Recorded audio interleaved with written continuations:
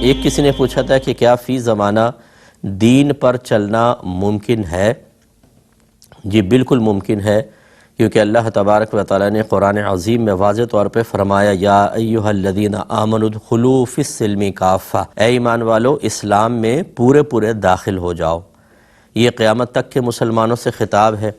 اب اگر قیامت تک دین پر چلنا ممکن نہ ہوتا، دین میں مکمل داخل ہونا ممکن نہ ہوتا، تو اللہ تعالیٰ کبھی اس چیز کا مکلف نہ بناتا، کیونکہ لا یکلف اللہ نفسا الا وسعها، اللہ تعالیٰ کسی جان کو اس کی ہمت سے زیادہ آزمائش میں مبتلا کرتا ہی نہیں۔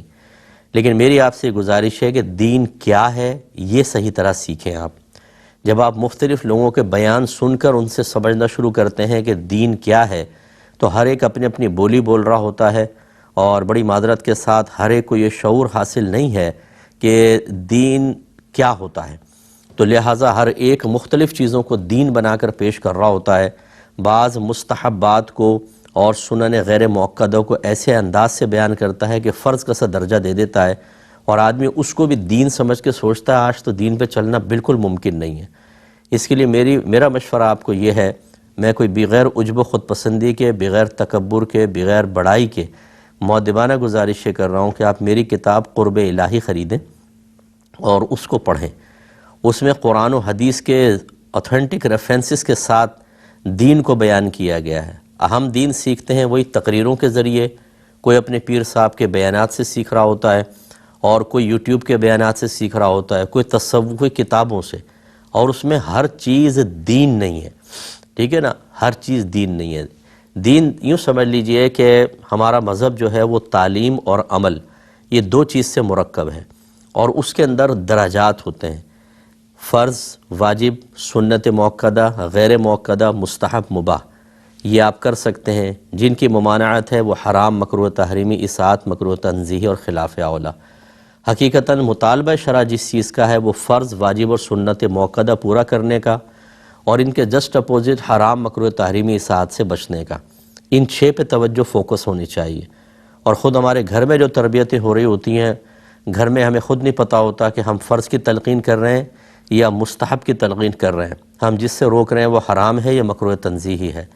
تو کبھی ہم مار رہے ہوتے ہیں بچوں کو، یہ پاؤں مت ہلاؤ، یہ نحوست ہوتی ہے، بیٹا پاؤں پہ پاؤں نہیں رکھنا چاہیے، جوتی پہ جوتی نہ رکھو، سر ڈھک کے کھانا کھاؤ، حالانکہ یہ ایک ادب ہے، برہنہ سر بھی کھا لیا تو کوئی حرام اور گناہ کبیرہ تو نہیں، لیکن اس پہ ماریں گے، اور حرام کام پہ نہیں روک رہے ہوتے۔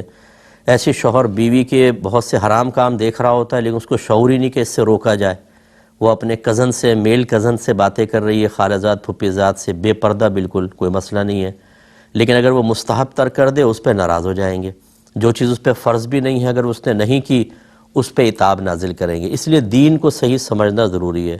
اس طرح دنیا کا صحیح مفہوم ہمارے ذہن میں نہیں ہوتا کہ دنیا کہتے کس کو ہے۔ بعض لوگ کاروبار کر رہے ہوتے ہیں، ہم کہتے ہیں تو دنیا داری میں پھنسا ہوا ہے، حالانکہ کاروبار اگر حلال طریقے سے کیا جائے، اچھی نیت کے ساتھ، عین دین ہے، اور جنت میں درجات کی بلندی کا سامان ہے۔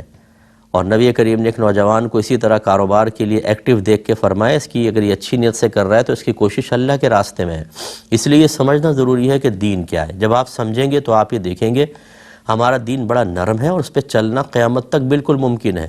جہاں آپ کو مشکل محسوس ہوگا، کسی نے غیر دین کو یا وہ چیز کہ جو دین میں مطلوب نہیں تھی اسے بہت ہی مطلوب بنا کر پیش کیا ہوگا، جس کی وجہ سے آپ مشکل کا شکار ہوں گے، تو آپ اس کو کتاب کو پڑھ لیں تو بہت ہی فائدہ ہوگا۔